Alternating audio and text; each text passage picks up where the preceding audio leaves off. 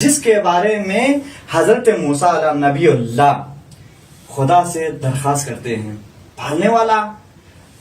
جب کوہ سے تورات کتاب تورات لے کے آئے تو اس زمانے میں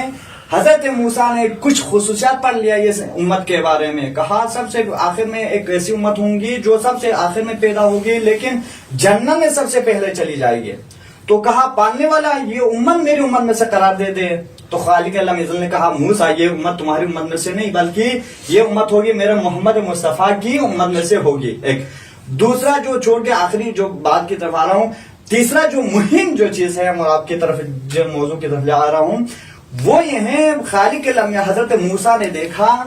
جو بھی نیت کرتا ہے نا، ایک امت ایسی ہوگی جو نیت کرتے ہی اس کے نامہ اعمال میں ثواب لکھ دیا جائے گا۔ اگر آپ آج بالفرض ہم اور آپ نے نیت کیا توبہ کریں گے، آج ہم اور آپ نے نیت کیا کسی غریب فقیر کو ہم کچھ صدقات دیں گے، خیرات دیں گے، ٹھیک ہے، تو ہم نے جیسے ہی نیت کیا نا، خالق اللہ تیرے ہم اور آپ کے نامہ اعمال میں لکھ دے گا ایک ثواب،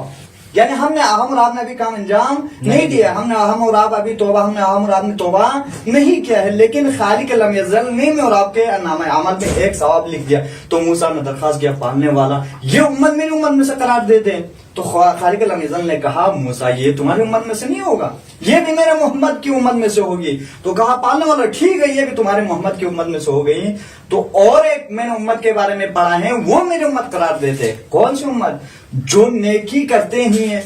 نیکی کی نیت کرے تو اس کو 1 اجر دیا جاتا ہے، جب وہ نیکی انجام دیتا ہے نا تو اس کے لیے 1 کے بدلے 10 اجر لکھا جاتا ہے اس کے نامہ اعمال پہ، تو کہا پالنے والا ہے وہ میری امت میں سے قرار دے دے، تو کہا وہ بھی میرا محمد کی امت میں سے ہوگا۔ تو حضرت موسیٰ نے کیا ہے ہم اور آپ کی اس امت کے بارے میں درخواست کیا، لیکن اور اسی طرح بالفرض کوئی گناہ انجام دیتا ہے تو خالق لم یزل اس کے نامہ اعمال پہ جب نیت کرتا ہے نا، ثواب کی نیت کرتا تھا تو اس کے نامہ اعمال پہ ثواب لکھ دیا جاتا ہے، لیکن اب وہ گناہ کی نیت کرتا ہے، کسی بری چیز کی نیت کرتا ہے تو اس کا نامہ اعمال پہ لکھا نہیں جاتا ہے۔ خالق لم یزل پھر بھی انتظار کرتا ہے شاید یہ گناہ کرنے تک باز آ جائے اپنی زندگی سے، اپنے جو برا کام جس کے بارے میں طرف یہ جا رہا ہے اس پہ باز آ جائے، پھر بھی نہیں لکھتا ہے، لیکن جب گناہ کرتا ہے تو اس کے نامہ عمل پہ ایک گناہ کا 1 سزا لکھا جاتا ہے۔ تو موسیٰ نے کہا پالنے والا یہ میری امت میں سے قرار دے دے، کہا موسیٰ یہ بھی تمہاری امت میں سے نہیں، یہ بھی میرا محمد کی امت میں سے ہوگی۔